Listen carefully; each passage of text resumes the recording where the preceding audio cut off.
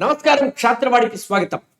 మిత్రులారా, మన ప్రధానమంత్రి మోడీ గారు ఏది చేసినా సెన్సేషన్గానే ఉంటుంది. ఎందుకు అనంటే ఆయన ఆయన పుట్టుకే సెన్సేషన్. ఆయన ఇవాళ శ్రీశైలం మల్లికార్జున స్వామి వారి దర్శనం చేసుకున్నారు ఆంధ్రప్రదేశ్లో. అది ఒక గొప్ప సెన్సేషన్ న్యూస్గా మన రాజీవ్ సర్దేశాయ్ గారు ఇండియా టుడేలో చెప్తున్నారు. ఏంటో తెలుసా? అది ఆయన వేసుకున్నటువంటి అంగవస్త్రం. ఆ అంగవస్త్రం మీద ఉన్నటువంటి డిజైన్ అది కేవలం బీహార్ వాళ్ళు మాత్రమే వేస్తారట.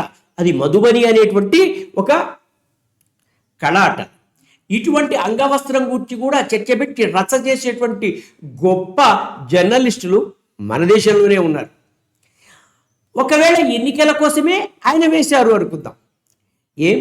ఎన్నికల కోసం చాదర్లు పరిచి టోపీలు పెట్టుకొని వింత వింత వేషాలు వేసుకొని కళ్ళకు కాటుకలు కూడా పెట్టుకొని తిరిగేటువంటి బఫూన్ రాజకీయ నాయకులు ఈ దేశంలో ఉండంగా, ఈ దేశంలో ఈ దేశపు ప్రధాని ఈ దేశం యొక్క ధర్మము సంస్కృతి వీటన్నిటినీ గుర్తు చేస్తూ భారతీయ ఏకాత్మతను కలుపుతూ భారతదేశంలోని ప్రజలందరూ ఒకటే, అది బీహార్లో ఉన్నటువంటి బీహారీ అయినా ఆంధ్రాలో ఉన్నటువంటి ఆంధ్రుడైనా ఒకడే అని చూసి చెప్పగలిగేటువంటి మనస్తత్వానికి ఇంకా ఎదగలేకపోతున్నారా రాజీవ్ సర్దేశాయ్? మీరు ఈ దేశపు ఆత్మను అర్థం చేసుకోలేకపోతున్నారు. శ్రీశైలంలో మల్లికార్జునుడైనా ఎక్కడ జ్యోతిర్లింగాల్లో ఉన్నటువంటి శివుడు 12 జ్యోతిర్లింగాలు ఉన్నాయి కదా దేశంలో. ఎక్కడ ఉన్నా ఆ స్వామి ఒకరే.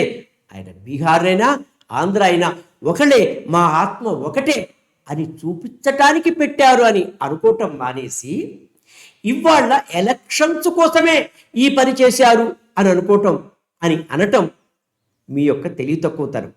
లేదు, ఎలక్షన్స్ కోసమే వేశారు, తప్పేముంది?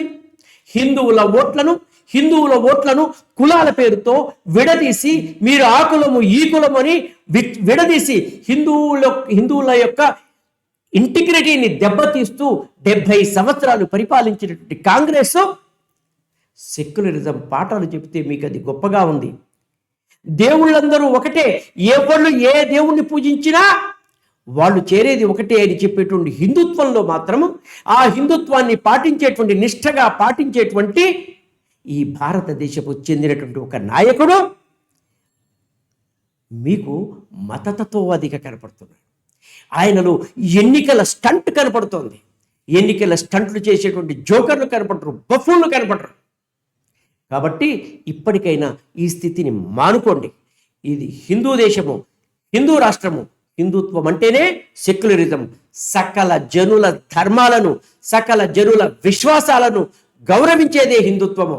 కాబట్టి ఇకనైనా కళ్ళు తెరిచి మీరు ఈ దేశపు ఆత్మని అర్థం చేసుకోవడానికి చేస్తే మీలాంటి మేధావులు అని చెప్పుకొని డబ్బులకు కకూర్తిపడి తెలివితేటల్ని అమ్ముకునేటువంటి వాళ్ళకి మీకు అర్థం చేసుకోమని మేము చెప్పినా కూడా మాకు చెవిటి వాటి ముందు శంఖం ఊదినట్టే. జై హింద్.